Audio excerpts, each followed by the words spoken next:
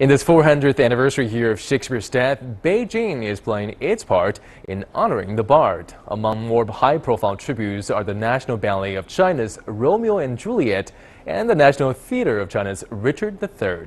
Let's take a closer look at both productions now.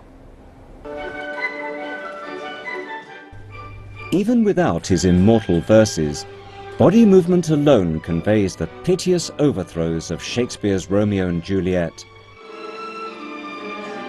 The ballet was choreographed by the late master John Krenkel in the 1960s. We hope to deliver the authentic flavor of the dance show as it was first created. Here we present one of humanity's greatest themes, love. I think today's young audience will definitely be touched by the character's desire for sincere love. The National Ballet of China first staged the Krenkel version 10 years ago to great acclaim. This time around, its own dancers are working with dancers from abroad.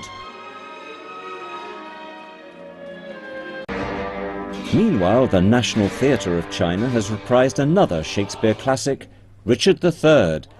It's still the same story of the crook-back prodigy murdering his way to the throne before meeting his demise in battle, but in this case set in ancient China instead of 15th century England. This version also enrolls a lot of Chinese elements, such as rice paper used in the backdrop, characters wearing traditional Chinese costumes, and even elements from traditional Chinese opera.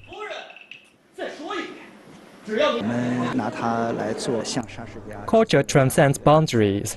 Using Chinese elements to render a Shakespeare classic is for me a dialogue with the literary giant.